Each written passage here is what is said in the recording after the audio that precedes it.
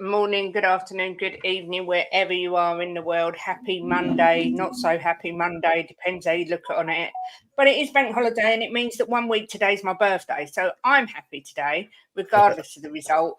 I'm joined on, as always, on a Monday by Jimbo and Chang and Elly, if she cares to turn up as well. Jimbo, how you diddling? Yeah, I'm good. Thank you, darling. Yeah? Yeah. Feeling all right after last night? Well, after the loss. Yeah. Yeah, of course I am. There we go. Mr. Chang, how the devil are you? Hanging in there as well. Just like Mr. James, I had the added benefit of not watching the match. Fortunately for me, although I did tune in to We Are Tottenham TV to listen to, I believe it was Barnaby Slater, and it Yeah. was Ben Daniel who were doing the live watch along. I was listening in because I was driving from my hometown of Malacca to the capital of Kuala Lumpur to get to work. And I am not going to go into the details. Suffice to say, I'm so glad I missed the live watch along over on El Tel Cockerel and Talk and Ball with Colin and Jose. And if we do get to the match, it's going to be a very interesting review or breakdown for me because I'm just going to play it by ear from everything that Ben and Barnaby were discussing over on We Are Tottenham TV. So let's get into the weekend's recap. Excellent. You did have a result not watching it, to be fair. If you'd have seen about 5 minutes of it, that would have been enough because you could have just watched our goals, and that was all that was really worth watching. But anyway, we've got Spurs GCTV in the house. Big up, Graham. Hope you are doing well. And Jess is here as well. Hello, Jess. Hope you're doing well, my lovely. Good to see you. And also, iSkills is here. It's a quiet one this morning so far, but I'm sure they're all piling when they realise we're here. Yeah, I mean, disappointing result last night. Wasn't unexpected. I mean, I did the pre-match pump up on We Are Tottenham TV and predicted a 3-0 loss to Spurs. I didn't even see a scoring, so I suppose in that respect it was a bonus. But if we're honest, and Liverpool had taken their chances, it could have been an embarrassing defeat of sort of 7, 8, 9. I'll give my little analysis first. I'll go to you, Jimbo. For me, Ange Postecoglou got it wrong. He put a complete mismatch of having Royale, Mark Salah, and the guy got absolutely roasted. It's hard enough to mark Salah anyway, let alone if you're Emerson Royale.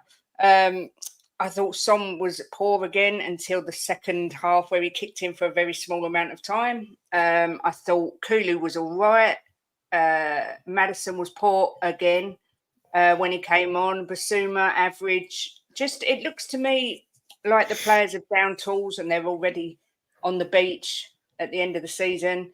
Some people are saying that there's rumours Ange has lost some or all of the dressing room. Whether that's because Ange has made a point of identifying certain players not being in his future plans and they're the ones that are down in tools, I don't know. But the body language of the majority of the players wasn't great for me. I thought Richarlison should have started, made a massive difference when he came on. We lacked creativity and he brought that with him. So again, I think Ange got it wrong there. But there's not much I can say because I didn't expect us to get anything from it. So it was just a disappointing watch because the fight really wasn't there. But Jim, what did you make of the game? Disappointing. Look, I just think to myself, I don't want to. I don't really want to come down heavy on Ange or the team at the minute because too many people are doing it. I'm looking at it from a different angle, right? I'm looking at it that Ange is working out his squad. I think there's going to be a lot going, and I think that maybe he's put some players in to see if they've got the fight or not. It's easy to sit here and slag everyone down, right? There's enough people out there that are going to do it, so I'm not going to do it. It was disappointing. I think when he made the subs, we really the game kind of changed in our favour. They still had chances, but they were going to always get chances when we went 4-2 because we was always going to push hard to get the third. So there was always going to get chances. And look, it is what it is this season. I think we've done well overall. And I'm going to say we have been a bit lucky in the sense of that other teams haven't stood up and been counted this season, right? So it's give us a bit of a better platform to get in the top 5. You know, I'm reading in places on social media and that we ain't going to get 5th. We're going to get 6th or 7th or 8th. No, we're going to get 5th, right? I won't have anything else at 5th. We will get 5th. You know, not unless there's an absolute disaster in the last 3 games. But let's take this season for what it is. He's learning his players, right? He knows who he can rely on now, and he knows he can't rely on. He's gonna have a good summer, I'm sure of that. And let's see where we are next season. Now, I don't criticise a lot, but you know me, Kate. I can criticise, right? But I want to give this season like a clean slate, right? Yeah. Because it's his first season. No manager ever walks into this league in their first season and don't make mistakes, right? And don't mess up at times. And he has made mistakes and he has made errors, right? Emerson Royale being one of them. But he must have in his mind the reason for this. The guy's a smart man. He's not an idiot. I've seen people calling him, he hasn't got a clue, but this man's not an idiot, right? So let's see. Let's see what happens in the summer. Who comes, who goes, and where we kick on from next year. And in next year, if we start getting performances like we have done the last 4 performances, then I will criticise. But I want to try and give this season a clean sheet and say he's learning who he can trust. He's learning the Premiership, and we'll see where we are next year. Big up Skills with a donation to the channel. Thank you very much appreciated. Also, big up to everyone coming in. Tygaro's in the house, not seen you for ages. Lee Richard, Yusuf, congratulations on the win. Daniel Leave, me, Drulala, Vindaloo, Eltel Cockerel, Mega Diego, welcome to you all. Chang, I know you was lucky enough to not watch the game. Have you any thoughts on not only this game, but the way that we seem to have capitulated these last few games? I mean, 4 losses in a row for the first time in 20 years doesn't bode well.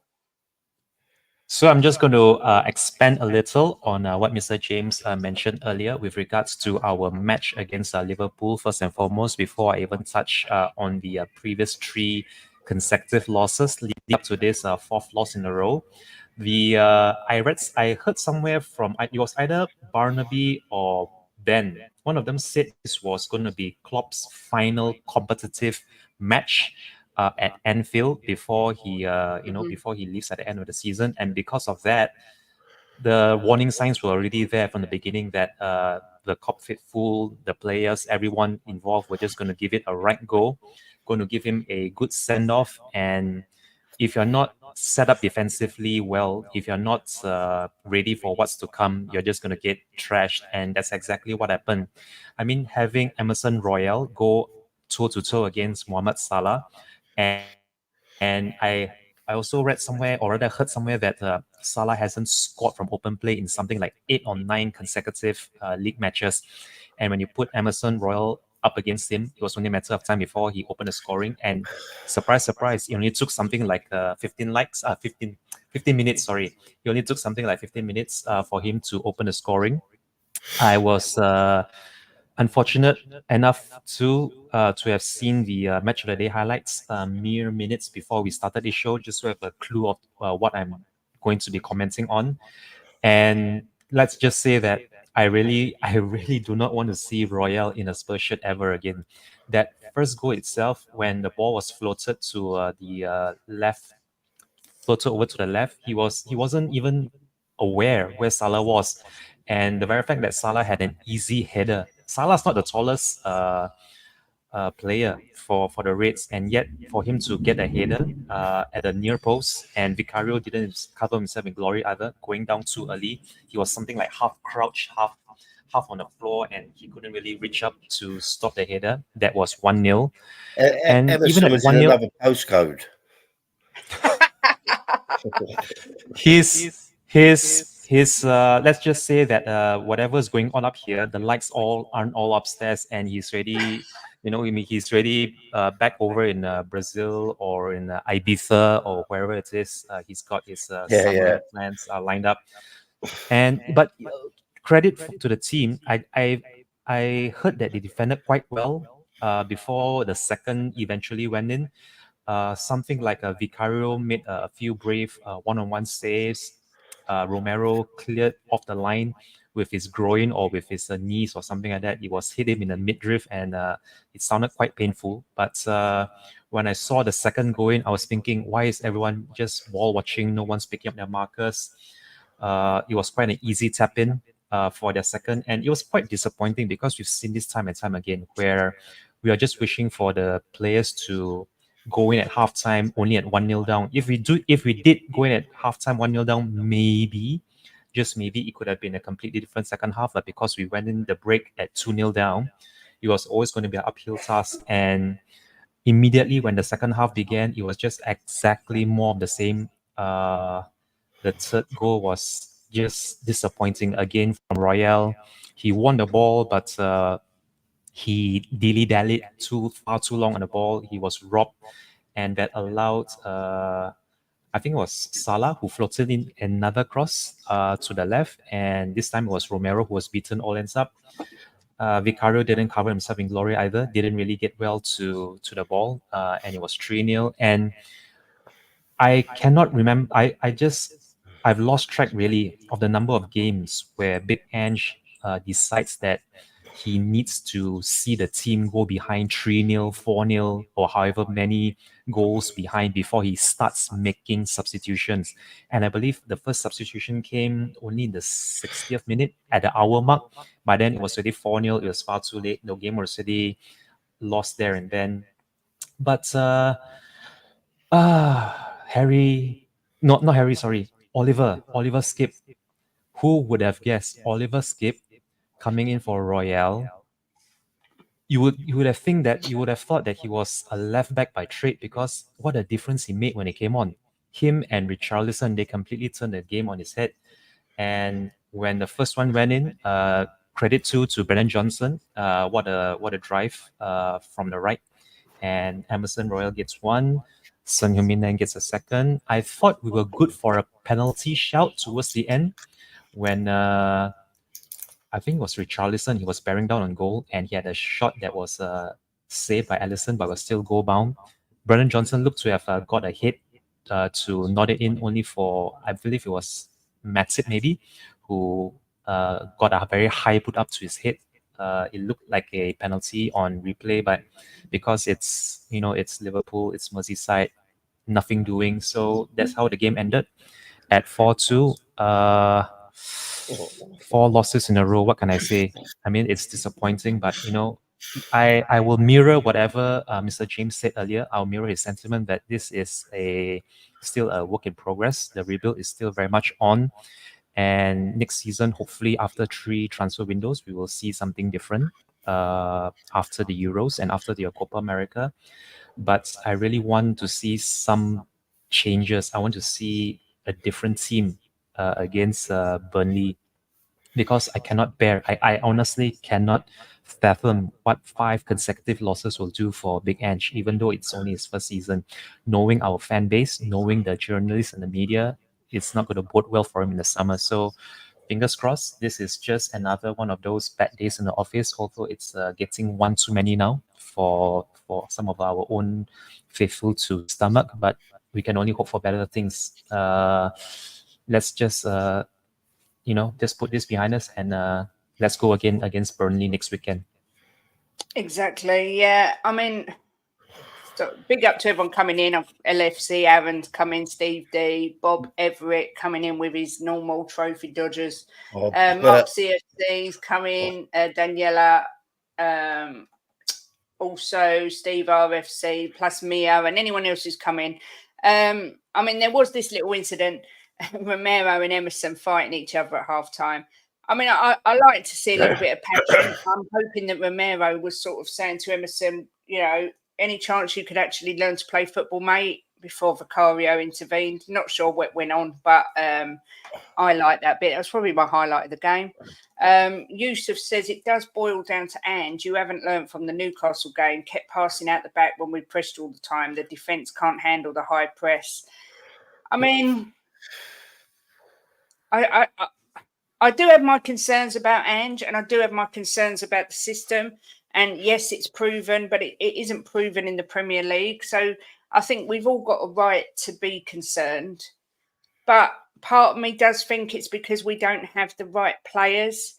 I mean, Jim, what do you think? Do you think the system will work, and it's the players? I think with the right players it'll work. But I mean, it all boils down to Levy again. Is he going to give him the right players? But I honestly can't. I can't have a meltdown because it's his first season. And I mean, with me and Kate have looked through the records. Our managers, me and Kate, sat down one day and looked how managers have done in their first season. And there's like no one's done fantastic their first season. Pep did well his first season, but you're talking on another league with Pep. But I can't have a meltdown. I can't, Kate. And if we lose 5 in a row, I won't have a meltdown because I just think that I watch Ange and I think that he stands back on the touchline and he's watching his players and, you know, seeing who he can trust, who he can't trust. And I got to believe that next season we'll get some good players in and we kick on. And I like the system. I really do. Right. And I think to myself, if you've got a good back four, it can work. With especially with Van der Ven in there with his speed, but I got to give this season. I got to take it as it comes, and see the next season is the season for me when I'll start criticising. But I find it hard to listen to some of the criticism. People saying sack Ange. What are we going to do? I've seen someone say sack Ange and bring in Nagelsmann. Nagelsmann just took the German job. He ain't even had a tournament yet, so he's not going to come in. So, I mean, I think we keep chopping and changing managers, right? It's not the way to go. And I think this guy's got a lot of passion in him and he knows what he wants. He's very headstrong on what he wants. And if he can get us there, I think we'll be a team that will challenge. But we have to stick with someone sooner or later. And like people are saying the football's boring now. Well, it was boring last season. Everyone wanted Conte out. And this football isn't boring, that's for sure. But I just think we've got to stick with him and see where we are next season, you know, and take it from there. Honestly, I can't. I find it very hard to read some things that people are writing, you know, and even what some people are writing about the players, they're not good enough. But you haven't got to put them down, you know, like slag them down and, you know, Emerson's going to be gone. We know that. There's loads of players that are going to be gone from this team. And Ange said it. And I think a lot of this is to do with, because we're on the last few games of the season, Ange has probably told a lot of players that they're not in his plans and they're not putting their 100% in. I honestly believe that. But I'm going to start my criticism next season. And I will criticise, believe me. But I'm not going to slag Ange down on his first season. Yeah. Vindaloo said, Jimbo, I just can't see that system working. But then again, I remember Klopp's first few seasons playing a high line and turning it around with his rock and roll football. So who knows? Big up, Mick. I mean, can I just answer Vindaloo there? Yeah. And Vindaloo, the thing is there, you are right. I mean, and Klopp he's going to go down as a legend. He's going to go down as not only a Liverpool legend, but he's going to go down as a Premier League legend. And he's made it work. And I think Ange can make it work if the board back him, right? Which is a big word, a small word, but it means a big thing. If I think they will back him, I believe they will back him. But I think he can make it work. And we just got to give the guy a little bit of leeway. You know, he's been here. He's not even been here a season yet, and people want to sack him. I mean, I can't get my head around that. If the board are panicked into parting ways with Ange this summer, mark my words, Graham Potter will be our next manager. Some of our toxic fans should be careful what they wish for. I mean, I put this Ange Poster no clue in purely, that's not my own thoughts. It's just what a lot of rivals call him. Do you think he's a little bit naive, Chang, to believe that this system can work in the Premier League? I mean, I don't want to be disrespectful to other leagues, but there is a hell of a lot of difference between the Scottish League and the Japanese League and the Premier League. What do you think? Or are you one of these people who believe that once he gets the team he wants, that this system can work and bring us success? There are two ways of looking at this from a Spurs fans perspective and also that of a neutral perspective. From a Spurs fans perspective, I would say that maybe he is a bit naive when he approaches matches in which he knows that he actually can get the opposition to play into our hands. Because if you look at the match last weekend, I'm not even talking about the Stamford Bridge defeat. I'm talking about the North London derby from last Sunday. That was one match in which we didn't need to win. We could have just shut up shop. We could have just played with a back five, maybe put 3 centre backs and let Woolwich come at us and hit them on the counter because we have the players to do that. We had Brennan Johnson, we had Son, we even had Timo Werner before he was ruled out the season. So I don't see why we couldn't have just take a leaf out of Conte and Jose's playbook. Try and park the bus, hit the opposition, on the counter. Big Ange didn't do that. Instead, he tried to go toe-to-toe with a team that had just annihilated Chelsea 5-0 in midweek a few days prior. So I think that was suicidal. And again, he would come out in the press saying that, no, this is the only way we know to play. Set pieces aren't really a priority, which I think they should already. If not, it should have been addressed as early as mid-season when you know that you are starting to leak goals from set pieces, but he doesn't address it. So from a Spurs fan point of view, when you look at the results, that's 4 straight losses, and I think it's something like, what's it, 12 goals, or is it 15 goals conceded? I've honestly lost count since we lost to Newcastle. So the number of goals conceded and the number of goals scored, it's very worrying. Although I know that he doesn't have the players that he really wishes for, because there are still a lot of dead wood from the Jose area, the Conte area, even down to Nuno and Ryan Mason. But you can only work with what you have. And if you're not willing to adapt with what you have, if you're still being very, very set and we get the results because of a result of this, I fear that it will be more of the same for the remaining 3 matches of our season. Although I am still hoping for us to bounce back against Burnley, but it is worrying. But hopefully with better players, hopefully the kind of players that he has, or rather the players that he hopes to sign in the summer, we will see something different.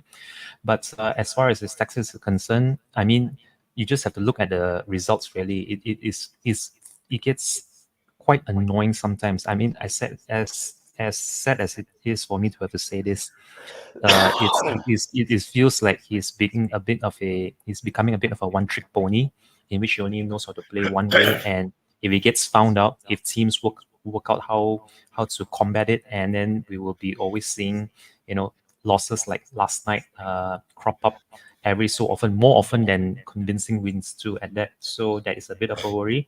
But from a neutral's perspective, I would say that it is good. It is good value for money, and I can see why a lot of people would say that Postecoglou's brand of edgeball is exciting, although it's not so thrilling if you're a Spurs fan. But there still is entertainment value. But I would rather us win ugly at this point. Honestly, I know Big Ange is still a manager, and this is only his first season. But looking at the last 4 losses, I mean, who wouldn't want to have Jose or Conte back if it means just winning ugly, or even shutting up shop? Just get an ugly draw if it means giving the opposition 70, 80, 90% of the position.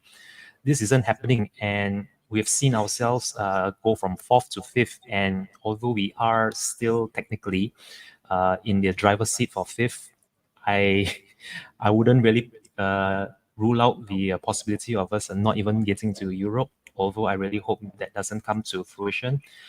all in all, I have to say that if Big Ange really is serious in challenging next season, as he already has publicly come out to say that he will try and challenge next season, in order to challenge next season, there's absolutely no way you can just adopt one type of football or the one type of playing, one way of playing, and hope to just steamroll the opposition every single week. Don't forget everybody who's in the chat, we have had no European football this season. We've played, I think, one of the least amount of matches we've ever had in our entire Premier League history. We've gone out the cup so early, no European football, and this is the kind of results we're getting. Imagine if we did get into Europa. I mean, the players. I mean, from the way Barnaby and Ben were commentating yesterday, it sounds as though the players were fatigued. They were knackered, but in truth, they really weren't. So where is this? Where is this lack of enthusiasm coming from? I mean, I'm not going to go too much about this because I know we have other matches to cover. But long story short, I really do hope that Big Ange has at the very, very least a plan B to fall back to, because I really can't see us surviving the next 3 matches, not getting 3 straight, not getting any more 3 more defeats on the bounce after last night. So, Big Ange, I hope you're listening to this and you have something else better in store for us. Okay, thank you. I agree with you, Chang. I mean, I hear what people are saying about Conte and Mourinho and that sort of style. But I mean, if you remember when we had Pochettino, we used to be all guns blazing as well. But we used to, and Harry Redknapp. I mean, my granddad used to always say to me, "It don't matter if you concede 3 because you know that you'll score 4." But it just seems. I don't get the impression that every one of the players gets the system or wants to play the system, or I don't know what it is. I just look at our club and our team on that pitch, and it looks disjointed. I know someone did put. I did circle some comments. Where is it? Someone put. I can't find it. This Yusuf put. Why did he not put Richarlison and Maddison on at half time? Again, I think he was too late with his changes, because once he put on the creativity, the game changed. Even he said he did say in his interview, Kate. Yeah. he did say that Richie weren't 100%, and he wasn't ready to start 2 games on a row. That's why he didn't start him with Richie. Maddison, Yeah. I don't know why. And look, I'm going to be. I always speak as I see, and Lo Celso for me has been good when he's come on. So I mean, I'm not a massive Lo Celso fan, only because, well, I know he can play football because he always does well for his country, but only because of the last years we've had him and he hasn't stood up and earned his money for us. But he's looked good when he's come on. But what's this? It's all about the money, Steve. I don't know why people obsess about Europe. I just don't. I'd rather go deep in domestic trophies. The money's in the Europe. It's not in the domestic trophies anymore. That's why. I mean, at the end of the day, let's be honest. We don't deserve 4th.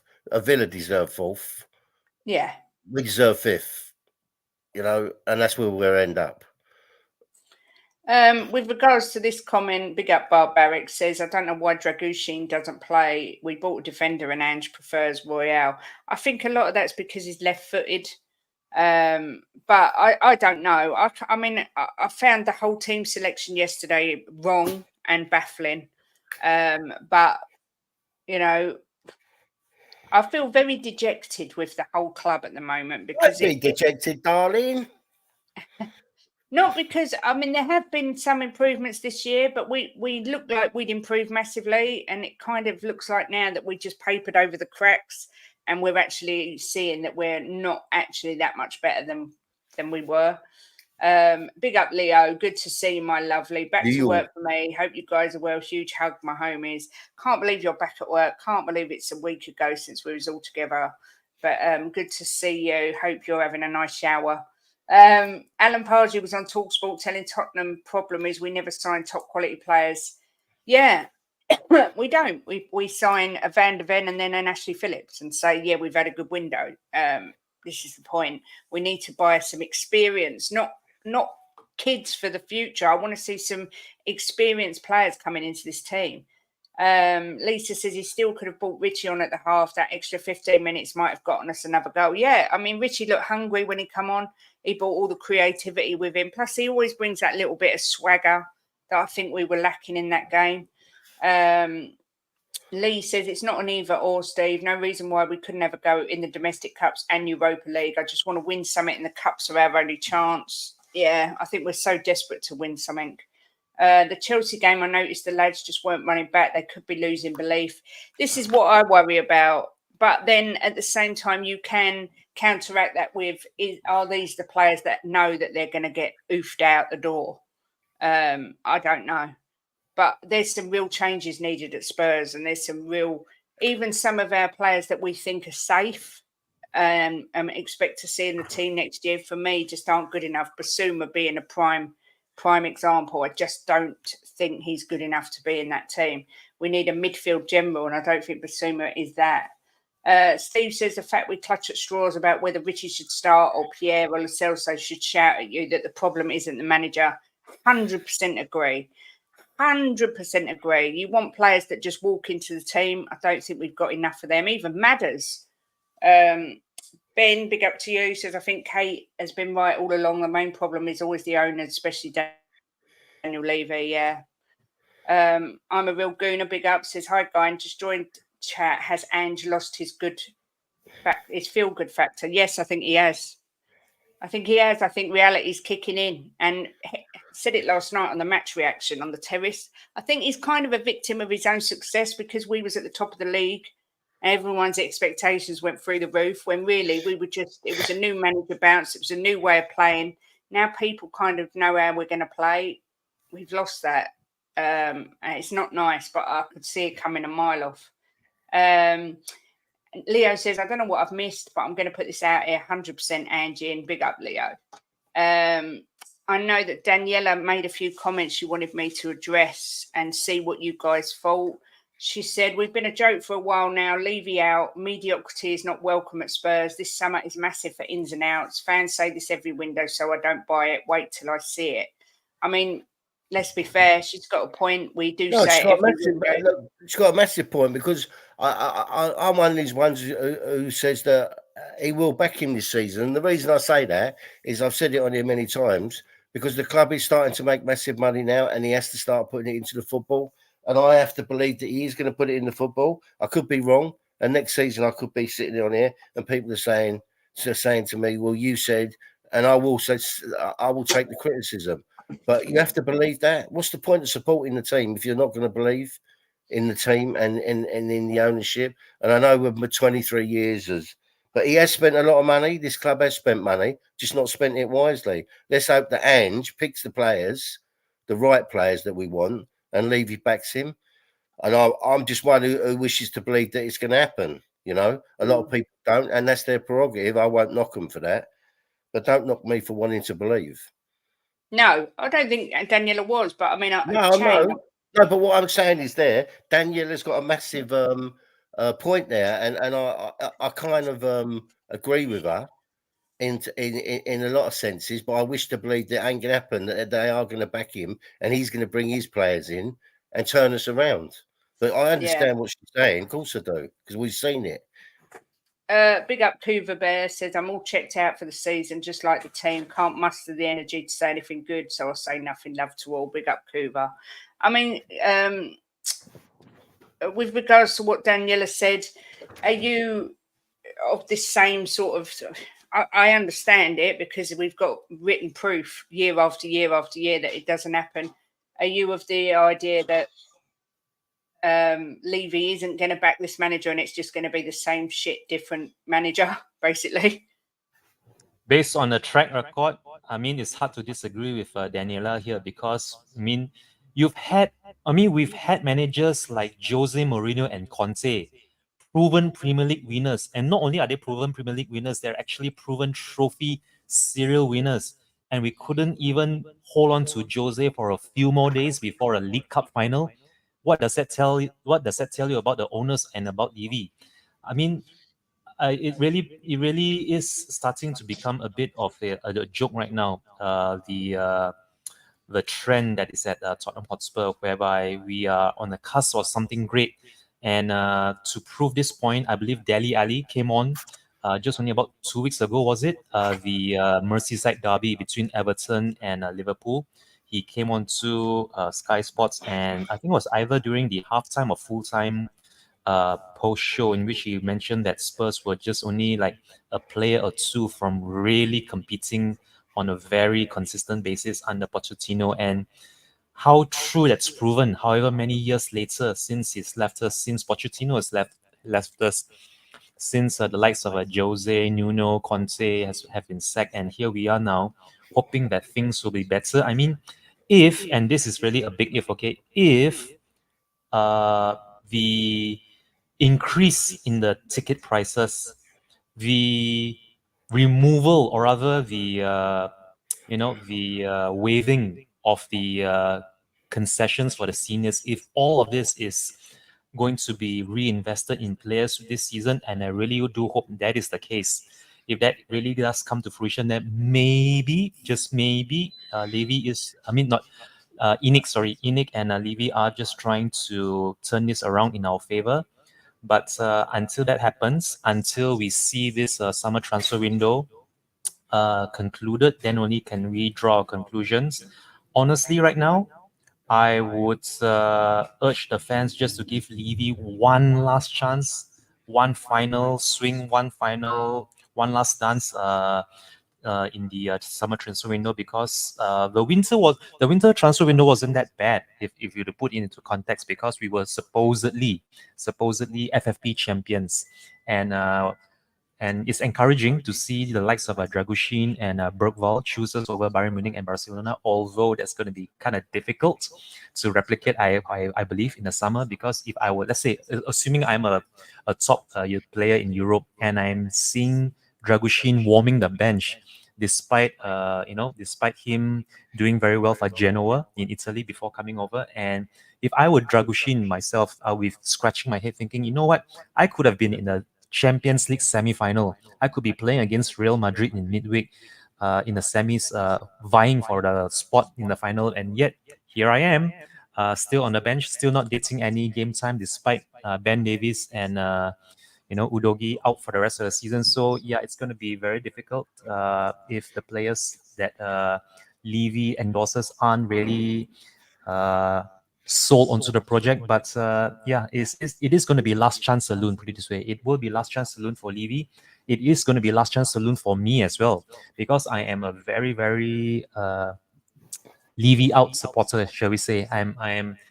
You could say that I really lost my patience with Inic and the owners and Daniel Levy. So if something doesn't give, I mean, this is very serious. This is we are about to be overtaken by the likes of Newcastle and Aston Villa, put this way. And if Levy doesn't do the right thing this summer, I think it's going to be a very, very, very long and hard path for Big Ange to even salvage next season. It doesn't matter. It doesn't matter, Kate, if you're Levy in or Levy out. Doesn't mean shit, right? Because what's going to happen is going to happen, right? It's it's going to happen in the summer. Or it's not going to happen in the summer. And the next season, where people can make their minds up. But it doesn't matter if you're Levy in or Levy out. This summer will be the making of us or the breaking of us.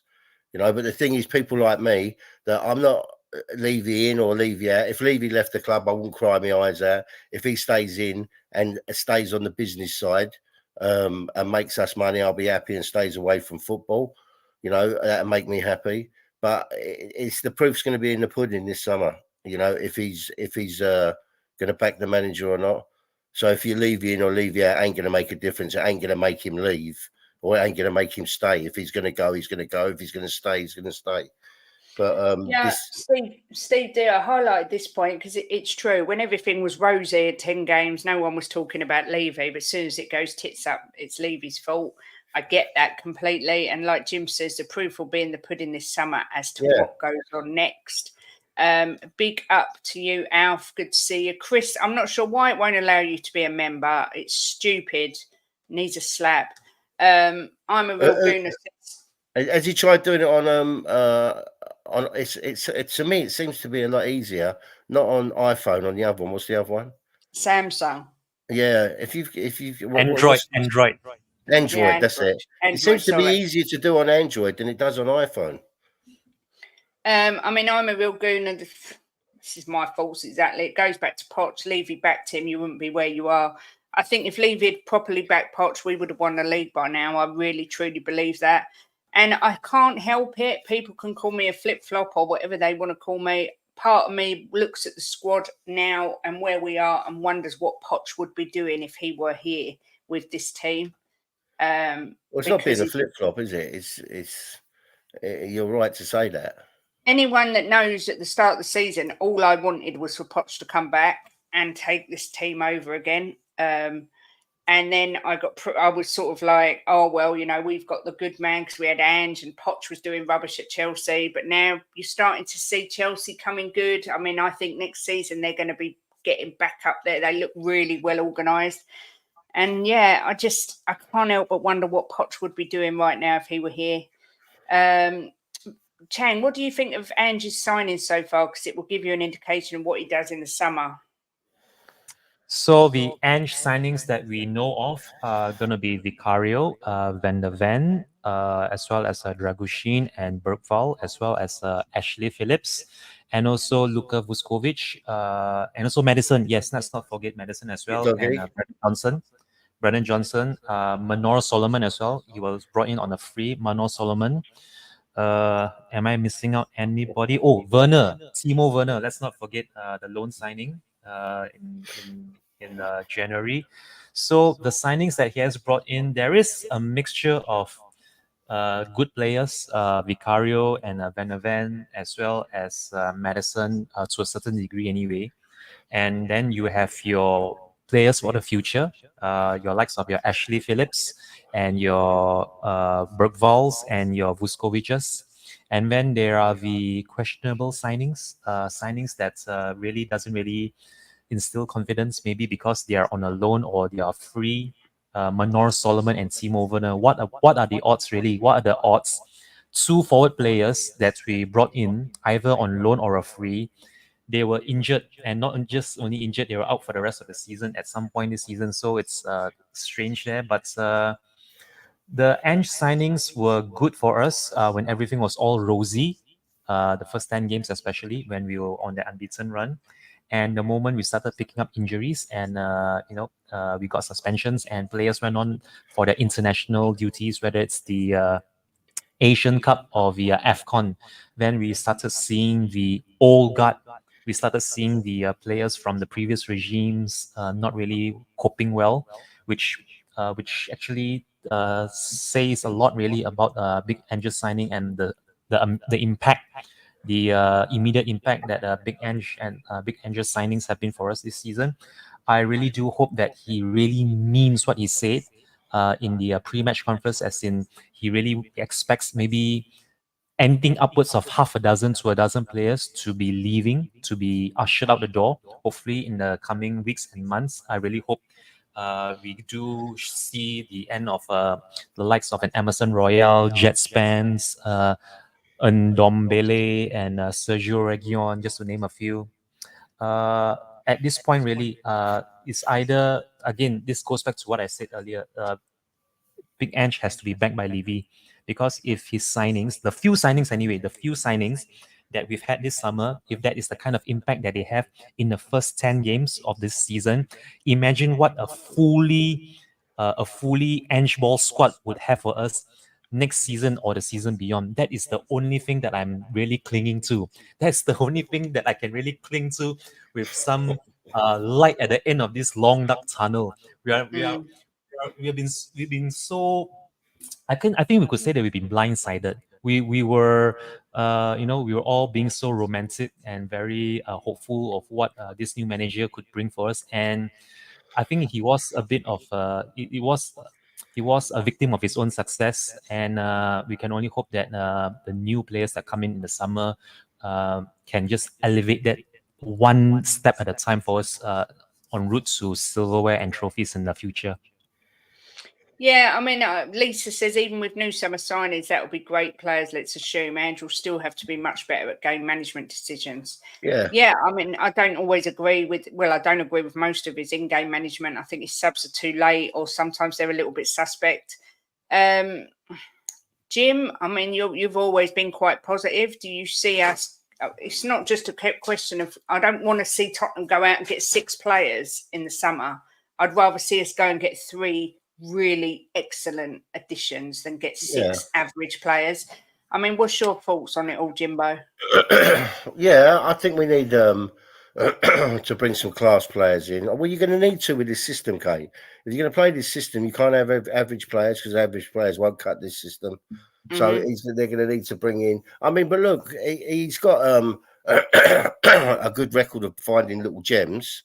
Maybe he'll bring someone in there that we don't really know, but ends up to be a Van der Ven. But as far as the players so far that we've brought in, it's a mixture, a mixed bag, like Chang just said. You know, we got your doggy, Van der Ven, Jagrusin. We can't really count at the minute because we haven't seen nothing. But I think he'll end up a good player. Porro. But I saw someone write in the comment about 15 minutes ago that half the team is his. But half a team don't make a good team. If you got half a team of crap out there. Plus, it's not just a team. We need a squad, not just that's a what team. I'm saying. A squad. So you can have 6 good players out there on the pitch and have 5 shit ones, and it's never going to work, is it? You know, you need to be a Liverpool, City, Chelsea getting there, Arsenal. You know, have a full squad of players where you can rely on them. But I think we'll get there. I think he's starting to build the players he's brought in. I like. I'm still. Johnson puts in some good crosses. I'm still on the fence about Johnson, but he puts in some really good crosses, and people are not getting on the end of it. That's the problem. I mean, he put in a couple of good crosses yesterday, and Kulu was standing there on his back heels, and then he ran in too late after the ball had gone past. You know, he was standing there in space. He could have run in and anticipated the cross coming in, you know, and that would have made us 1-0. Well, we'd have gone 1-0 up. And for me, people like Kulu don't cut it in this team and this system. So I would have him gone straight away. But I'm not disappointed with the players he's brought in. I think he's brought some good players in. Let's just let him build his team and see where we go from there. You know, I mean, yesterday and in the first 10 minutes, we could have easily have been in front, but the players are obviously not doing what he wants them to do and not anticipating. If you're playing in a forward line, you've got to be in that box. How many times crosses went in and there was no one in there? Yeah. I mean, I just saw Adrian say basically we need a whole new team. No, I don't agree with that. Well, he put we need a new front 3, 2 midfielders, I agree with that. a left back, a right back, and a left-footed centre back. That's not far off a whole new team. When you say a new front 3, does it mean that Son is no longer in Big Ange's long-term plans for the future? I personally think maybe, I hate saying it because Sonny is Mr. Tottenham, but I've got a feeling Sonny's heart isn't in it anymore. You know, they've been trying to sort out this contract. Nothing else has progressed, and this has been going on for months. His body language, he looks tired. He doesn't look happy anymore. So I wouldn't be surprised to see Sonny go. I mean, I'll throw it out to either of you. What do you think?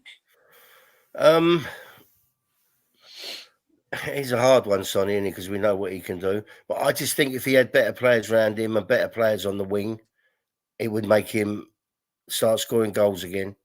He's not getting the service he was getting, you know, when we had Kane in the team.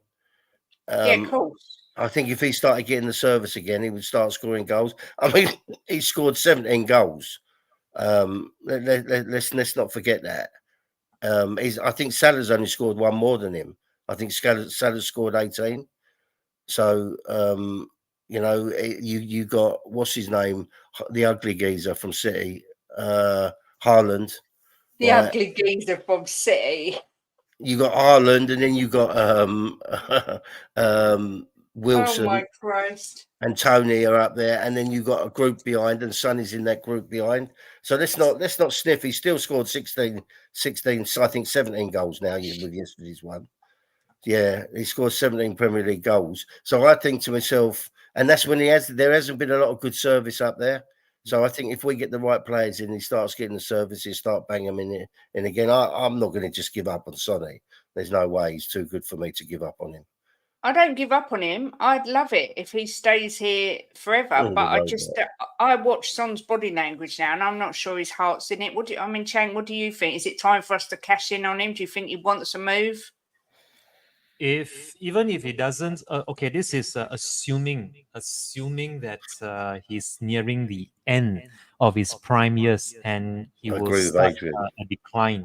Whether it's the stamina, his pace, his acceleration, his tenacity, I still feel that with Son around, even though he's not a surefire starter, even if he only becomes a bit part player, although that would completely go against why Big Ange even chose him as a club captain to begin with this summer. But assuming, let's say, next summer we won't see as much of him as we have in the past decade since he signed, he would still be a revenue generator. He would still be a very big income generator. Just the publicity that we get, the merchandising, and also the attention that we get from Asian broadcasters and also Asian fans, that itself is a big cash cow for Levy. And Levy, being Levy, well, you can't turn down. I mean, he's doing pretty much everything he can to just bring in those few extra pennies into his bonus, his self written bonuses. So I can't see him getting rid of Sonny anytime soon, unless it's an offer that's too good to be turned down, in excess of maybe 100 million from some Arab rich club. But otherwise, I can't see Sonny being sold.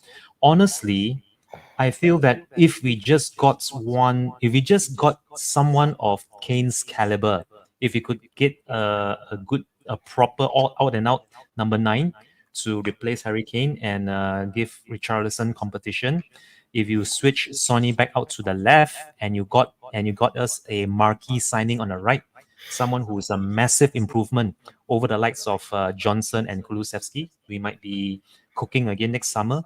Although again, that was also highly dependent on which other midfielders we're going to bring in, because I believe Adrian Stroker mentioned earlier we needed 2 midfielders, but that just brings up more questions. I feel having 2 midfielders, because it means that maybe Pape Matasar isn't ready yet. Bentancur might never be the same Bentancur that we brought in from Juventus.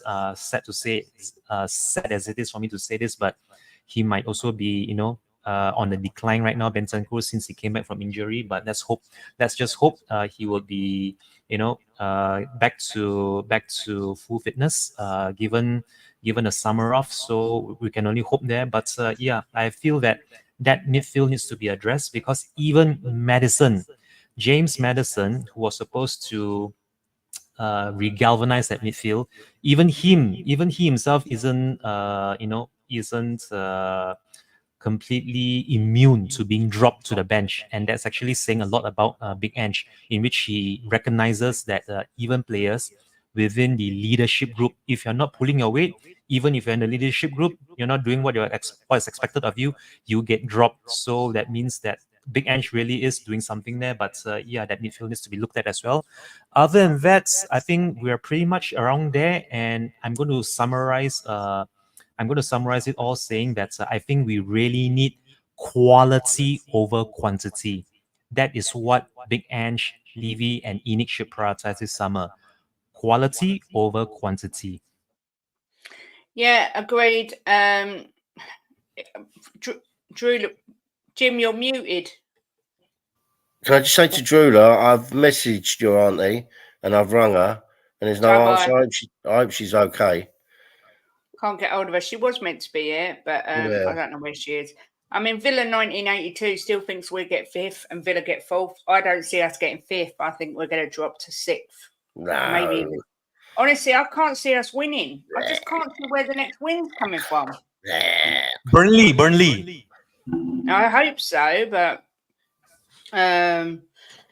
we'll see. We'll see. Daniela says she wants us to play our under-21s against City.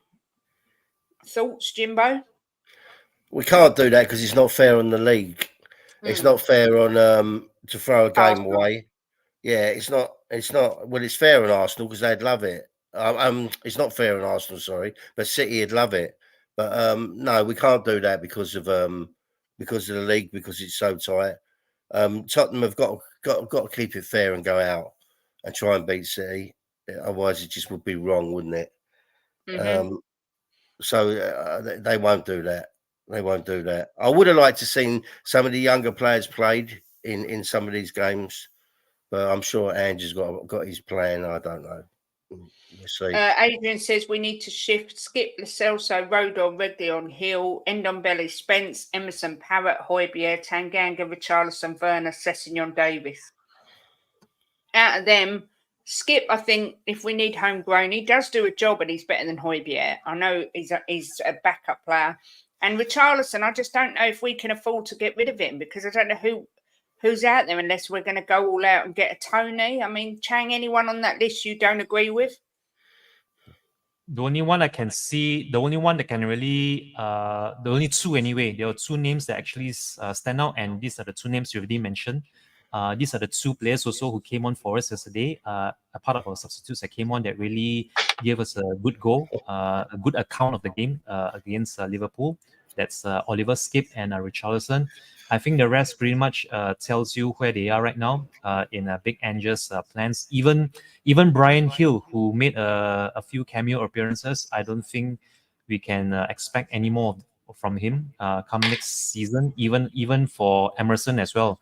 Emerson, Højbjerg, Troy Parrott, pretty much every single one of those names, they are pretty much on the way out. I just hope that we can get something from them, although it might be a bit too much of an ask, seeing as how they are not really getting on well either if they're out on loan, or even if they're still here at the club, they aren't really getting too many minutes to put them on the transfer market for high fees, or even for any sort of fee at all, if you can get anything out of them.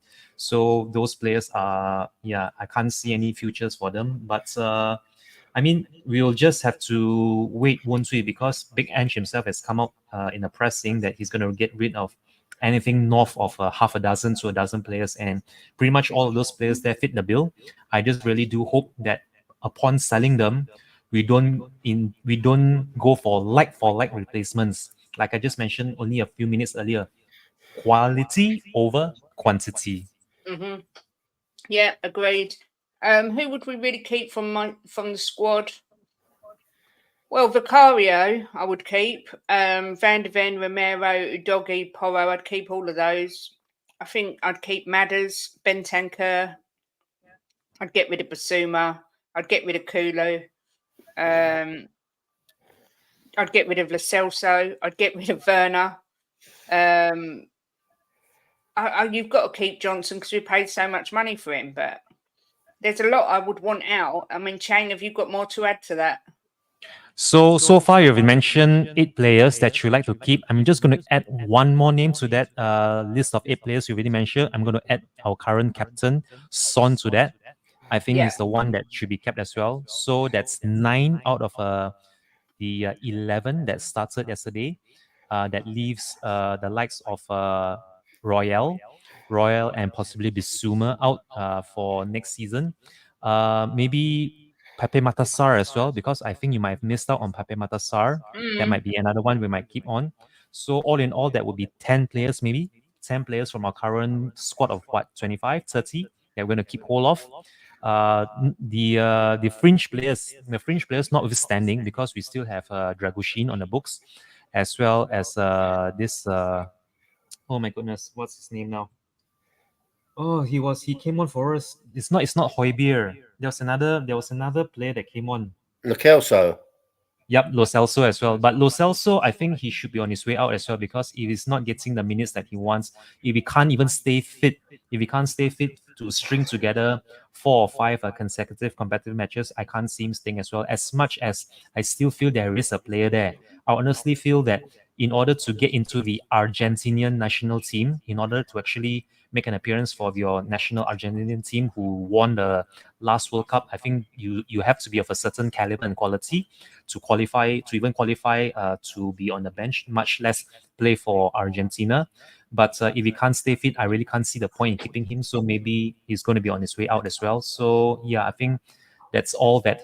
Those are the only 10 players that are worth keeping under Big Ange, assuming we don't get better upgrades for them. Yeah, I mean, Gunnar, I hear what you're saying. You're keeping players who've let you down, so Levy isn't to blame. They have let us down, but I think they're good players. I just don't think they're playing well. And I don't know if that's because of the manager. I don't know if that's because of the system. I don't know if that's because of the people around them. I don't know. Let's be realistic. We can't get rid of everybody. But I mean, there's this. I mean, I've got the list in front of me. Foster would be gone, and I'd replace him. Vicario, I'd keep. Emerson would be gone. I'd keep Romero. Davis, I'm not sure what they're going to do with him, but obviously, if it was down to me, he'd be gone. Porro, I'd keep. Udogi, I'd keep. Van der Ven, I'd keep. Dragusin, I'd keep. Oliver Skip, as you said, because of the homegrown quarter, I would keep him. Højbjerg would be gone. Sessegnon would be gone. I'd keep Sarr, keep Bentancur. Basuma, I would get rid of. Kulichevsky, I'd get rid of. Keep Madison. Lo Celso would be gone. Heung-min Song and Richarlison, I would keep. Brian Hill would be gone. Solomon, I haven't got a clue because I ain't seen enough of him. And Johnson, we will keep because we've only just bought him for 50 million. And I would get rid of Timo Werner. Yeah, I mean, Chris says he'd get rid of Bentancur and Madders. I mean, Maddison to me has proven what worried me about signing him in the first place. I think he's a bit of a sulker. I'm not keen on his attitude. However, he is a good player, but he's injury prone. So if we got a decent offer for Madders, I wouldn't be opposed to getting rid. I'm not going to lie. Lee Smithy Smith just sent me a photo with the record after their first 35 games. Mikel Arteta had won 50 points. Jurgen Klopp had got 58 and Ange has got 60. So when you put it into that context, it's not that bad. But I think it's the manner of defeats as well. This is what I said earlier. We got to keep it in a bit of perspective. It's his first season. You know, let's. I mean, I because I'm a very upbeat person and I'm an optimist. Are you? I think that I think that things will change next season, and I think Ange will learn from his mistakes. I mean, I just have to believe that. I can't sit here thinking next year is going to be all doom and gloom because I ain't even kicked a ball yet. But I mean, I will criticise next season if things don't change, 100%. And I can criticise, you know that, Kate. Yeah. But at the moment, it's his first season. He's learning. You know, he's not built his team yet. You've got to let the man build a team before you start slinging him under the bus.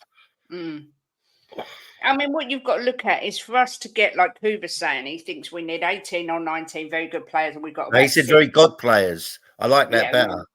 And we've got about 6. You're looking at 3, 4, maybe 5 windows. Are the fan base going to sit back and allow that time?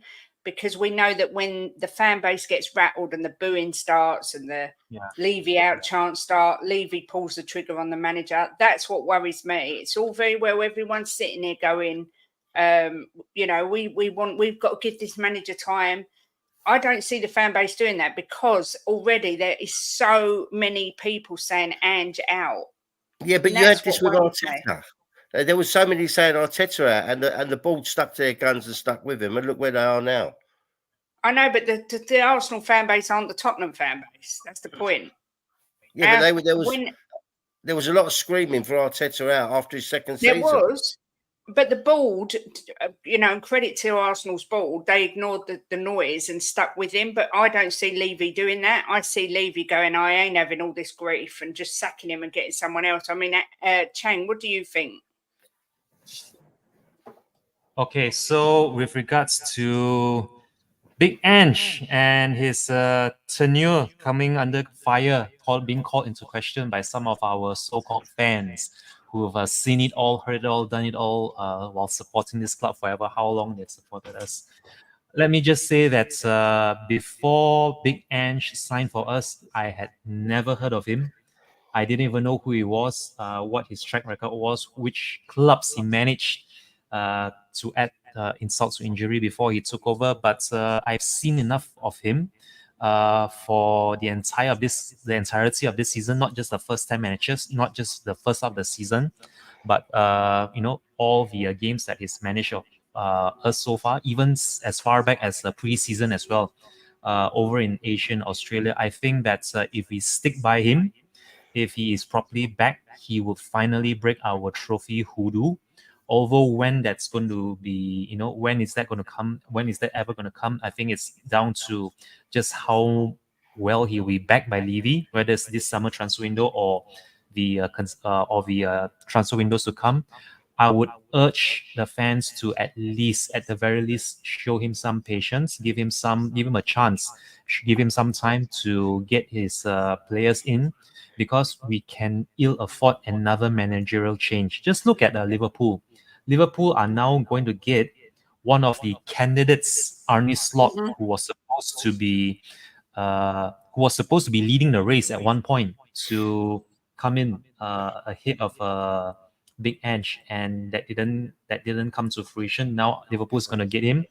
Of course, if Slot does better for Liverpool, despite Liverpool having a better crop of players compared to us right now, the fans could then use that as excuse to bombard Big Ange and Levy as well. But I would use whatever charisma or charm that I have, whatever little bit of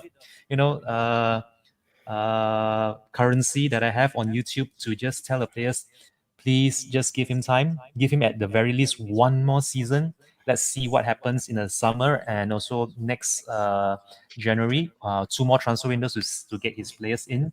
And then after then, 12 months from now, next year in May 2025, you can come back to this again and see whether has he progressed, has he regressed, or is it still same old, more of the same, and Spursy us are still where we started off, without much change to our fortunes, especially given how horrible the last few couple of months have been since we lost to Fulham. But that's not happened yet. I would still keep the faith, everybody. We still have 3 more games to look forward to.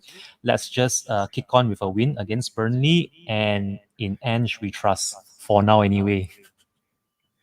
Yeah, I mean, Fiona coming in with an absolute mic drop here, saying she wouldn't keep Vicario. I mean, for me, I think he's got work to do on his game, but I think he's been a bit of a revelation. He wouldn't be someone that I'd want to get rid of. I don't know about you two, but I think he's going to be the future Italian goalkeeper. I just find that quite unreal. He has been shaky at times, set pieces, etc. But I certainly think he's done enough to show that he's good enough for us. And am I talking rubbish, or do you agree? 100% agree. I mean, you just have to look at last Sunday. Just look at last Sunday against Arsenal and North London Derby. Without Vicario in goal, I think we would have considered a lot more in the first half. I think him and it was either Van der Ven or Romero. They actually kept us in the half despite us shipping 3. And I would definitely choose Vicario over Hugo Lloris. Although I felt that Hugo Lloris was good maybe in the first few seasons when he took over from Brad Friedel, but after winning the World Cup, Hugo Lloris just went downhill all the way. And this talk of not keeping on to Vicario, I mean, what other goalkeeper can you think of off the top of your head who would want to play for Big Ange right now, who isn't already a household name in his current club? I mean, I know between David Raya, just take for example, between David Raya and Vicario, I know who I would choose to play for Spurs next season and the season beyond next. So again, it's not just one or two games. It's not just one or two bad performances or bad losses that you start to throw our players under the bus, but you give them a whole season. You judge them after a number of games that they play for us, and then you leave it to the manager to evaluate whether these sort of players are worth keeping. And in my book, Vicario is very much worth keeping beyond this season. Yeah, I mean, I wasn't saying that he's better than him now. I'm saying that in the future, because Vicario is only young, he will be the future his first season, Kate, as well. Yeah, no, I'm talking about for Italy. It appears that Lopetegui has agreed to take over at West Ham, which I didn't know. I did read that David Moyes was going. So, yeah, apparently. I mean, I really like the second string keeper at Liverpool. Is it Kelleher? I think he's a great keeper, but I don't know. I think he's got to work on his game, Vicario, but I think it's a little bit too early to say I want him out. Son's not captain, make Van der Ven captain. Son needs a quality centre forward alongside him. Yeah. I mean, everyone's very doom and gloom, but at the minute, I can't blame anyone for feeling like they feel, because despite it being Angie's first season, there's very little comfort to take from the last 4 defeats. It's not like we can say, oh, we was unlucky, or it was the same mistakes. Every team knows when they play against us, if they target us on set pieces, they're going to score. It really is as easy as that. Steve D says our average league position over 30 years is 7th. Put it in perspective. Oh, okay. Oh, right. Well, I'll shut up then. I'll shut up. I'm talking rubbish. Vicario over Raya. I'm not a Raya lover, but sorry, not a chance. Vicario isn't even as good as Ramsdale, says Gunnar. I like Ramsdale. I'm not going to lie, but I don't think we want him to come over from the Arsenal to us. Right, there was something else. Someone else put something. Yeah, this is interesting. What do you think of the team selection every game? I'm saying, why isn't he playing and so on? I did moan about the selection because he kind of stuck with the same team that played against Chelsea, and I can't understand why he didn't start Richarlison yesterday. Plus, he went for. I don't like his midfield 3. Jim, does it worry you, his team selection? He doesn't seem to know his best 11. Does that worry you? I honestly believe, Kate, that he's seen who he can trust and who he can't trust. And, I might be wrong. I could be wrong, but it was odd yesterday that he picked Emerson to mark Salah. I did find that odd. And the first goal, Emerson was just in another postcode, and he did pick up a bit after that and start getting a bit closer to him.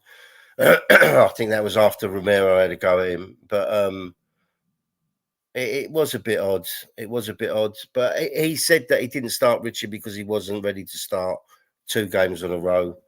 But I think that if he'd have started as we ended, it might have been a different score. It could have been a different score because we looked a completely different team. But look, I mean, I've said it 1,000 times.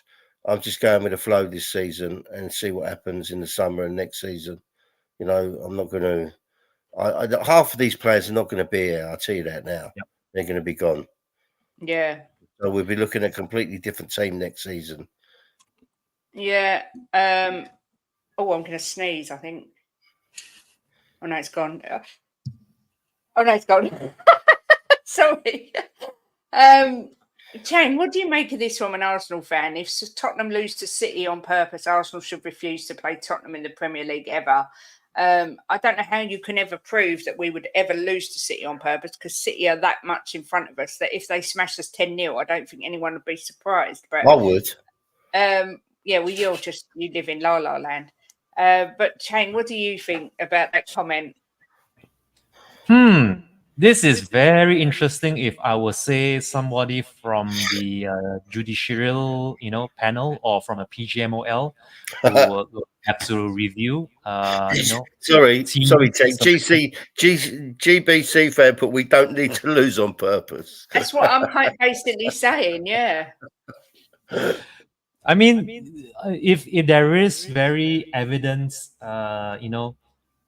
team selection to pick a weaker team on paper, by on purpose, knowingly, in order to, to sabotage Arsenal's chances of lifting the title by pretty much throwing the game, or if you could call it, giving your opposition, a free win out of nothing, then maybe there is something that. But come on, this is the Premier League. This is the 21st century. When you are, playing against Manchester City, I couldn't care less whether it's the first game of the season, the last game of the season, the title decider. As long as it is competitive, you play your best. You prove you prove to not only your fans, but to rival fans and the media and the pundit, and also the neutrals as well, that you are serious about the league. You are professional first and foremost, and I honestly can't see Big Ange trying to throw the game on purpose. Even if we get a depleted squad, even if, let's say, and I really hope that this doesn't come to pass, assuming that we still do pick up injuries against Burnley that would rule players out for the remainder of the last two games, I still can't see Big Ange, fielding the likes of Mikey Moore, or putting in Jamie Donnelly or Alfie Dorrington or anyone else who's from the under 18s, under 21s to play against Manchester City. If you are a Spurs player, if you are professional, you would give your all, regardless of the occasion or the team or even the stage in which you're playing in. So to say that we would throw the game against Manchester City just so that we can spite Arsenal to ruin their chances of lifting their first ever Premiership title of the 21st century. I think it's not 21st century. The first ever title under Arteta. I think that's a bit naive to think that we will even do that. But stranger things have happened, and regardless of what happens, I mean, it's going to be an interesting match to say the least, because it's going to be a home game. And as much as I would very much like to us, as much as I would like to see us not lose once to Manchester City in the league this season, it's going to be very, very difficult for us to even maintain a clean sheet, much less come away with anything other than a defeat at the Tottenham Hotspur Stadium. Yeah, I mean, it does kind of make me laugh that Arsenal fans are putting so much emphasis on our game against City when they've still got to go away to Old Trafford next Sunday, which isn't going to be easy. We all know Man United, they have been crap, but they can pull a result out the bag. Plus, they're then at home to Everton, which you would expect them to win. But again, Everton may be down, or they may be fighting for their lives. Either way, it's not going to be easy. I mean, Jimbo. No, there's not a chance in hell of Tottenham throwing a game. No, It that's just not ain't what I was gonna going to happen. ask you. I wasn't going to ask you that, but go on. Can I carry on. just comment on that? They're not. Yeah. There's no way Tottenham are going to throw a game. The players are not going to throw it. It's not like they're players that have been here for 10 years and they hate Arsenal to the bone. They're another football club to the players. And every game they go into, they're going to want to win. And Ange, you think Ange gives a shit who wins the league? He don't care. He doesn't give a shit if City win it or Arsenal win it. We're not going to be throwing games. It ain't going to happen. Just not going to happen. If this was the Poch team, right, under Poch, I might think, oh my God, there might be some doubts there because they hated Arsenal and they hated Chelsea. But no, they're not going to throw a game. They're going to go out to win that game, as they should.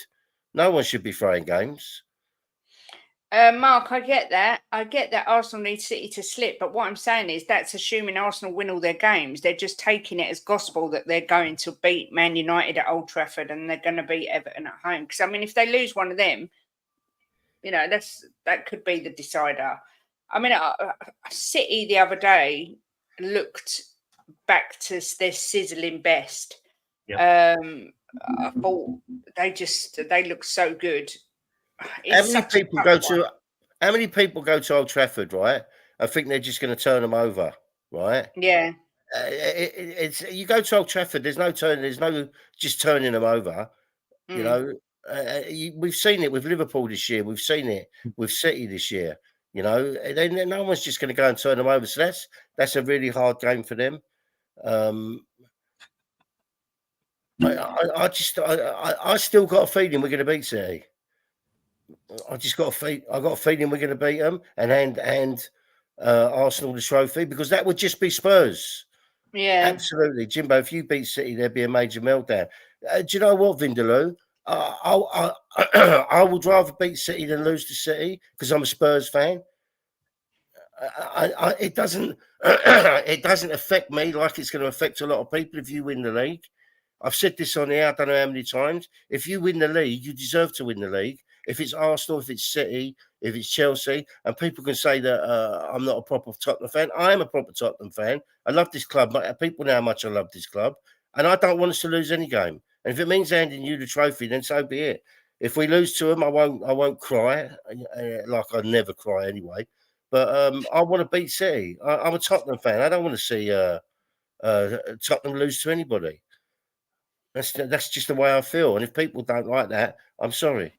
I'm a So Spurs fan. I'm not an Arsenal fan. I'm not a City fan. I'm not a Chelsea fan. I'm a Tottenham fan. And I want Tottenham to win every single game they go in. It won't come bother and me, Paul. Paul, it won't bother me because you know what? What I do, right? My system is like when we lose, I don't watch Sky Sports. I don't watch anything to do with football because I don't want it to wind me up. So I just carry on with my life until the next game. And if you win the trophy, I just will not watch all your celebrations and I won't read on social media what you write about and all that. And I don't let it get to me. I carry on with my life with my wife and my son and my family. Just the way I am. I don't let it get to me like a lot of people do, but I don't watch anything or read anything about it. I mean, City have still got Fulham away, which If you it's a beat City, well, you're happy and sad at the same time. it's 12:30 kickoff next Saturday, which ain't going to be easy. Then they've got Tottenham away, and they've got Man City away. Tottenham away. Then they've got West Ham at home. Sorry, so they've not got the easiest running either. It's wide open. It is wide open, this title race. I wouldn't like to call it. I don't honestly know which way it's going to go. I mean, if I gave you £100, Chang, are you still putting it on Manchester City to win the league? Yes, I mentioned this the first time I ever made my debut on your channel on I believe it was the first ever members call-in show you did earlier this year, straight after Christmas, if memory serves me right. And even back then, I had Manchester City as the outright favourites to lift the title for a fourth consecutive time, as unbelievable as that may sound, but it still is very much Manchester City's title to lose. And based purely on that alone, I believe Manchester City are the outright favourites. I mean, Arsenal are still looking strong, don't get me wrong. They rightly beats, I can't remember who they beat, but they won 3-0. I believe it was Bournemouth, I believe. They beat Bournemouth 3-0 over the weekend. So you would say that they still have the win in their sails. But come on, Manchester City haven't won 3 consecutive Premiership titles for nothing. And Pep Guardiola, for me, he will go down, or rather he really is. He has proven to be the best manager in football right now. And he could very well go down as the best manager in the history of football. If he does go on to lift a 4th consecutive Premiership title, to win it once or even twice or even thrice in a row is amazing. 4th would be unthinkable. It would be almost in the realms of fantasy. So for me, Pep Guardiola has that track record that says that he will go on to lift the title again come the end of the season. But it's not over yet. There still are 3 more matches to be played. And we have a big say in the matters. We have a big say in the proceedings. But if you ask me right now, who's going to win, I would definitely say Manchester City will be lifting their 4th consecutive Premier League title. Kate, can I just say, right? Yeah. I'm in my 60s. I've been around football a long, long time, right? And as far back as I can remember, Man United and Arsenal have always been mega rivals. And do you think for 1 second that Man United are not going to want to derail their title hopes? They're Yeah, going to cool. want to derail them. So that to me is a massive game. Massive. Man United and Arsenal have been at each other for years and years and years, at the top of the table, you know. So they're not just gonna. It's not just gonna be a foregone conclusion now. I can tell you that now. I mean, Jim, if I give you 100 quid, are you putting it on? I'm putting on City because they've been there, done it. I mean, Arsenal have been there and done it, but not for a long time. But City have got the ascendancy over the last few years, so I'd have to put it on City. Not saying that Arsenal can't do it, because of course they can do it. But I mean, Arsenal could go up to United and beat them. We know that. We know how they can play, and they could go the end of the season not losing, and we could beat City, or City could drop points at Fulham. Fulham are a funny team. You never know what Fulham's going to turn up. Yeah. 1 week Fulham will lose 4-0, next week they'll win 4-0. So it's a lot of twists and turns yet. All right, Danny. Do, Kiriakou. Danny Kiriakou. Danny Can I just Kiriakou. add something very quickly to what Mr. James said earlier? And this is also something that I addressed earlier. The Arsenal fans saying that we would throw the game against City just so that Arsenal would win the title.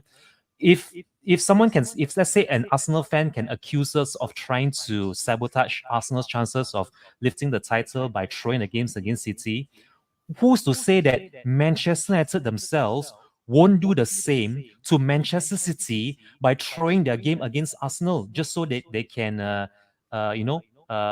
ruin their rivals' chances of Yeah. lifting their fourth consecutive Premiership title. I mean, it works both ways. If you Yeah, can of course it accuse does. Spurs of throwing the game against City just so we can spite our North London rivals, I could very well say that Manchester United could also throw their game against Arsenal just so that they No, can ruin City's chances. I mean, that is that element. There is that I factor there. But of course, I know that's not going to happen. I know that's not going to happen. The same way I know Spurs aren't going to throw the game against City. So it works both ways when you try to accuse one of the teams of throwing the match against your rival for the title. the thing Yeah. is, if you look over the years, right? Look back over the years, Arsenal and Man United are bigger rivals than City and Man United. Okay. Yeah. So Yeah, that's a huge game for Man United. It I is. think if you asked Man United fans, more would want City to win it than Arsenal because of the Mm. rivalry over the years. Especially the Wenger and Ferguson era. That was a Yeah, big rivalry of between course, Wenger of and course. Ferguson. Yeah. What was it? Frank says, "What's your thoughts on Daniel Levy? There is a divisiveness on the owners within our fan base. That's always going to be there, I think, unfortunately, because there's not enough Levy outers for there to be protests that make a difference. In my opinion, I'm not Levy in or Levy out. I'm somewhere in the middle where I would rather Levy be in the club but away from football. But like I say, all the while Levy's there, it's going to be there. But I don't see how anyone believes Levy's going to go anywhere. Why would he? He's making money hand over fist. He's got a fantastic business plan. He's building a new hotel. He's built up his he's building this empire around Tottenham Hotspur. So that is why I think there will always be a divide in the fan base. What I don't like is when it gets personal and people attack each other, because I understand why people are Levy out. I understand why people are Levy in. So I just respect everyone's opinion. But I mean, I don't think it's ever going to change. I think we could win the league 3 seasons in a row and there still be Levy outers. So I think everybody knows my view. I just want Levy to stay away from football. I mean, this myth that he don't spend money is wrong. He does spend money. They just spent it in the wrong areas. But I don't think he's good for the football side. But at the end of the day, if Levy sold the club, I wouldn't care. And if he stays away from football. But if he stays on the football side and he does a backhand job, he'll leave you out. I can tell you that now. He needs to backhand and stay. And if he's going to stay on the football have his nose in there. But I just wish that he'd just leave it to people that know football, because I don't think we do well when he's involved with us buying players. But I've seen many people say when I've said that, he'll never change. But I mean, look, if he sold the club, I wouldn't lose any sleep, because I don't support Levy and I won't support the new owners. I support my football team. Yeah, exactly. Like I say, I just try and keep it respectful either way. Do I trust Levy? No. Do I think it back and going on the last 23 years? Probably not. But I'm trying to think positive in the hope that he will. Because otherwise, what's the point of supporting him if we're going to be down and doom and gloom all the time? I mean, what a game for us Tottenham fans to watch, right?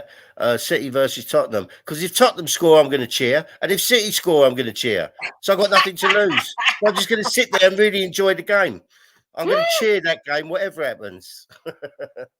Yeah. Vindaloo, I'm a Tottenham fan, proud of it, and want the club winning every game, irrespective. Yeah, of course. It doesn't. That's the way Jim feels. If we beat City, he'll be pleased because we beat City. At the end of the day, this is how I look at it. If we beat City, it's not us handing the title to Arsenal, because Arsenal have been the best team in the Premier League this year. So, as far as I'm concerned, whatever is meant to be will be. That's just how I see it. Case If of new Arsenal, owners come in, that. Kate, if new owners come in, what's to say they're going to be better than Levy or worse than Levy? Who knows? There is that. You know, some Always. owners come in like City and Newcastle will, I'm sure, and back their team. But you've had owners come into clubs and ruin them. So, I mean, it's sometimes it's hard to know. Exactly. Be careful What's that, Chang? Be careful what you wish for. Yeah, sometimes it's hard. It's hard to know, because we could get someone come in and absolutely ruin us. You know, we play Man City the day after my birthday, the Tuesday the 14th in the evening. So yeah, I know. Do you know what? And everyone's entitled to feel where they feel. I get it. I understand both sides of the argument. But I have got so much stress in my life. I choose to try and have football as a release. And by it being a release, I don't want to be stressed, because I want it to be, I want my owners out there, this, they're that. I just want to enjoy it and see what happens. But I think that comes with being older and maybe just, I mean, Terry asked me last night, how will I feel if Chelsea end up finish above us? And I said, don't care anymore. I get immune to being disappointed and hurt by this club. It's happened that long. And that's how I feel. So I take the good moments and really enjoy them. And the bad moments, I just try and move along past. And maybe that makes me delusional. I don't care. It's just how I choose to be. Jimbo's rubbed off on me in that respect. We've got too much negative things happening in the world to be so hateful towards someone like Daniel Levy, who I'm never going to meet, who never is going to know who I am. So why am I going to slag the guy off? Yeah, but Leo said that once. And look at Leo now. He's his mate. There is that. But I mean, look at the living. He's making a brilliant living. We'd all love to be in his place. So, you know, he's probably a nice guy. He's got a family. He's just, we don't agree with what he does. And, you know, that's just how I feel. But like I say, I never criticize anybody for feeling the way they feel, because I do understand it. We don't win anything, so how can it be worse? Because what could happen is, number one, they could put us in debt, end up getting us relegated. Number two, they could be one of these owners that constantly takes dividends out of the club. There's lots of ways it could be worse, in my opinion. If Tottenham beat City, Arsenal should pay Tottenham £100 million for transfers. Yeah, I like that idea. Deji and expressions make me laugh. I love expressions to death. He's brilliant. I promise we won't be annoying if we win it. Andy, I'm sure. You're annoying already and you haven't won it. Tottenham must back Ange this summer, give them a real chance. Kate, it's more about the progress, and we can do so much. We can't control what happens on the result. Exactly that. Doubtful about relegation. Yeah, but look at, I mean, there's got to still be. I mean, I know people are saying Chelsea could end up finishing above us. There's got to be some retrospective action on their FFP charges, surely. Do you know what, Kate? Do you know what would be the ideal scenario? Is we beat City, Man United beat Arsenal, and then City still go on to win it. Interesting, very interesting. As much as I hate the fact that Arsenal are in the title race, this is one of the most exciting title races I've ever seen. Yep. And I love that it could go down to the last day. It's brilliant. It's great for the Premier League. It's great for football. But yeah, it shouldn't be personal. At the end of the day, we're all supposed to be fans of the same club. It should be like everyone just respect each other. But, you know, there's lots of things that should be. We went to the Tottenham Arsenal and I got horrendous abuse from Arsenal fans, things that you would never expect a man to say to a woman at any time, nothing to do with football at all. And you would say that shouldn't happen, but it does. It's just, and I put it on TikTok, what happened, and I got loads of abuse on there to the point where I've taken it off TikTok. People saying that I need to grow up and just accept it because it's Tottenham Arsenal. It's like, wow. Is this really the state of the country and the society we live in? But it is what it is. People take football way too seriously, in my opinion. Yeah, it's meant to be a game. That's the difference. We met an Arsenal supporter, a woman, and me and her had a cuddle, right? And then you've got Arsenal supporters, absolutely disgusting to Kate. And I just think to myself, honestly, it's pathetic. Yeah. Absolutely pathetic. Big up Sard. Spurs are in the mud. Spurs are in the mud. Big up Sard, but piss off as well. Not really. You know I love you, really, even though you're a gooner. No, it shouldn't be personal. Do you know what? They were singing about Tottenham being shit, and I was actually laughing. Some of the songs they sing are hilarious, and I was actually laughing. But when you're getting threats of violence and really nasty, horrible words that I'd never repeat for as long as I live, it's not acceptable. But the club has been told, and also Arsenal have been told, because I've got photos of the guy in question. So hopefully it will get banned from the ground. Yeah, but Vindaloo, do you know what? There's some Tottenham fans that are probably the same. It's just, like I say, it's football. It's meant to be a game. It's meant to be fun. It's meant to be a hobby. It's meant to be enjoyable. People just take things so seriously. Yeah. But yeah, Yusuf, you're right. We are in quicksand. We're drowning. Yeah, they were young, to be fair. They were younger fans. But it is what it is. But yeah, I think if someone give me £100 right now and give it to me, I would put £50 on Arsenal, £50 on Man City, and hedge my bets. I really don't know who is going to win this league. I really don't know, Chang. I think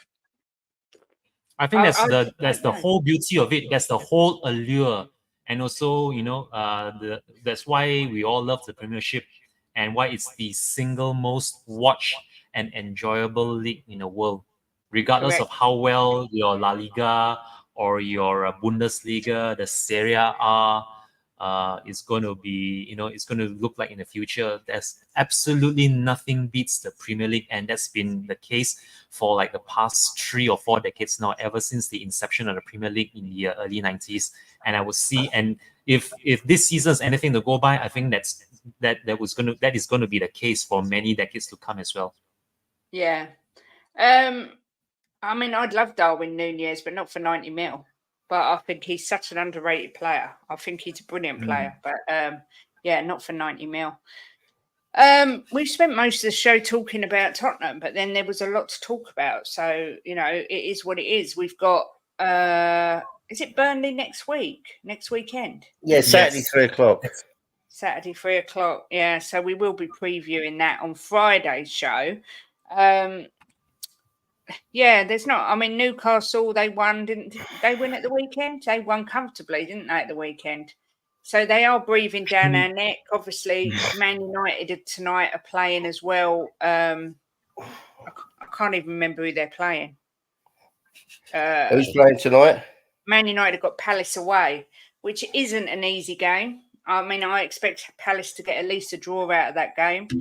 I don't see Manchester United catching up with us. Chelsea, at the minute, they're on a bit of a high, but I don't know whether they'll catch up with us. But all I can say is thank goodness those first 10 games got us 26 points, because we've only barely just doubled that and a little bit more to get to where we are. So I mean, Newcastle have got Brighton at home, Man United away, and Brentford away. So that's not an easy run in either. I mean, there's still going to be some twists and turns in the ending of it. Yeah, of course there is. I mean, a lot of people saying Palace beat United. I think they'll get at least a draw. They're playing very good football at the minute. I think in the top 5, the only changes there's going to be is I think City will win it, Arsenal second, Liverpool third, Villa fourth, and we'll be fifth. I hope so. Nuno won his first 3 games for Spurs, got 3 manager of the months in a row. Pardon me. Ange did the same, sack incoming. I think we covered this earlier. I think. Did Nuno get 3 managers of the month today? No, he didn't, because Ange is the first one to have ever done it. So no, that's not true. I don't think we sacked Ange yet. It's too soon. It's like I don't know who you'd even look at to get in, even if we sacked him. So it's just bonkers talk for me. We need some stability in the club. We've bought in Scott Munn. We've bought in Johan Lange, or whatever you say his name. We've got Paratici cooking in the background. We need a stable unit for us to improve. All this chopping and changing isn't good for anyone. I mean, the players, as much as they get on my nerves, they've been playing under different managers with different systems year after year. We need to have some stability and see what happens with this guy. And like Jim said, if we're sat here this time next year and we're still getting drummed 4-0 and there's no real improvement, then if we're sitting there halfway through the season next year and we've not improved massively, I'll be moaning. Yeah. People ain't really seen me moan yet, have they? I have. I see you moan every bloody day. John James is like us. He wants his season to be over as well. Man United fan. Again, interesting to see what's going to happen with that. Will they stick with Ten Hag or will he be out the door? I'm not sure what's going to happen now. Could the FA Cup final save him? Who knows? Man United and Newcastle have to play each other. They can't both win that game. We'll finish 5th. Relax. Okay. Yeah, I think we'll finish 5th. Why did Ange win Manager of the Year? No idea. Angus, that was just absolutely mental. It's because of the start of the season, but I didn't understand that either. Didn't get it. Losing to West Ham at home 2-0 has cost Arsenal the title. That's why we thrashed them 6-0 away. Quick revenge. No one can say what's happened yet, because it's still, like Jim said, there could well be some twists and turns before the end of the season. So we'll have to just wait and see. If they lose both, they could not get Champions League. That could be shock. Who? Oh, Villa play Liverpool and Palace. That's still tough. Yeah. I did have Villa down to beat us at the start of the season to finish above us. So, I did think. Has Villa only got 2 games left? Yeah. 2 tough games as well. Are they away or at home or what? I don't know. I'm not sure. You can't sack a manager just one season after committing to a rebuild. Our fans have zero patience. Yeah, I agree. Spurs should have put Thomas Tuchel in charge rather than Ange. If Sprouts and Monkey Nuts, he's there now. Let's just wait and see. Bayern Munich want Ten Hag. Bloody hell. Chang, did you look at the fixtures? Was you looking at the fixtures there? I was. I'm actually looking. If you must know, I'm actually looking at the under 21's result right now. Oops, it's not really clear. Wait. I'm just going to read it out. Okay. The Spurs under 21's are now playing Aston Villa's under 21's, and the score is currently tied at 2-2 at the 85th minute with 5 minutes left of regulation time to go. So that's what I'm looking at. But I'm now quickly going to switch over to the Premiership, and here on the table, let's see now. So currently, Aston Villa. You were saying something? I was going to say Aston Villa have got Liverpool at home and Palace away. Yes, that is correct. Yeah. So not easy. So yeah. And for Chelsea, have got Forest away, Brighton away, and Bournemouth at home. Yeah. And let's not forget that Aston Villa still have to play Olympiacos in the semi-finals of the Conference League as well. Yeah. If Liverpool is the last game at home, if Villa lose both, don't you still need to win all three? Yeah, I think we do. I think we do. Spurs, yeah, 2-2. Palace away. We should get 6 points out of the last 3 games. We should, yeah, 100% we should. Is Tottenham a feeder club? Bale, Modric to Real Madrid, now Dyer and Kane to Bayern. Well, we do have a history of selling our best players. Not that I consider Dyer to be one of our best players, but yeah. Isak coming to Arsenal, the vibes, or Henry will be back. I would love to have Isak at Spurs. He's such a good player. I think Spurs seem to be increasing their interest in Ivan Toney, but again, I'm not sure if that will happen. We'll have to wait and see. But yeah, it feels like it's been a bit of a doom and gloom show today. Although there is, there was always going to be big bumps in the road, and we're definitely hitting them now. But the season's nearly over. There's only 3 games left. We should pick up 3 points against Burnley, one would think. Then obviously the City game, and then the last game of the season is away to Sheffield United. So it's not all doom and gloom.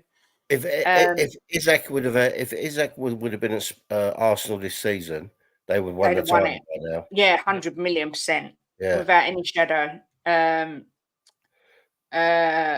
yeah, we'll have to wait and see. And I do think if Kane had been at Spurs, we would be a lot closer to the top 2-3 as well. But there is not. It's all ifs, buts, and monkey nuts. So it is what it is. Chang, thank you for turning up and joining us. I don't know what happened to the Queen. She's probably doing royal duties. I have called her and she hasn't answered. I hope she's all right. Yeah, I'm sure she's all right. She's probably overslept. When can we find you next, Mr. Chang? So, despite Queen Elly not showing up today, I'm still expected to be on with her on Wednesday at midday. That's 12 noon over at El Tel Coquerel, doing a view from Asia. Although I think it's going to be called something else now that Miss Ash Padmaraj is still away from doing any YouTube work. So it's just going to be me and Queen Elly on Wednesday at 12 p.m. noon over at El Coquerel. And immediately after that, I believe we're going to be on again on Friday for a Premier League preview. And hopefully this time, Queen Elly will be able to join us as well as we do our previews and also our predictions for next weekend's matches. And hopefully after that, I will be doing a watch along for the Burnley home game. I really do hope we turn up for this one because it will be such a shame to start the season off with such a fantastic result away at Burnley at Surf Mall, winning 5-2 away in Son Heung-min's last hat-trick for us in a competitive match. So I would really love to do the double over Burnley and maybe give us something to cheer about before the following weekend's crunch match against Manchester City at home. But I'm not going to even talk about that. Let's just focus on this coming weekend's match against Burnley, and come on, you Spurs. Thank you, Chang, as always, for coming on. Jimbo, that's thrown me a little bit. I haven't been called a pin-up girl for about 25 years. But I'll take it. Jimbo, when can we find you next? I ain't got a clue. Well, I think big up Vindaloo, good to see you. I think we should be on tomorrow, depending on the hospital or the dentist or whatever else we've got to do. We may be on tomorrow. If not, it'll be Wednesday. Well, I don't see it's depending on your dentist because my appointment's early. So yeah, we'll say big up to you all. Thank you so much to everyone that's coming. Big up to iSkills for the donation, and also Steve D for being a member for 6 bloody months. 6 months.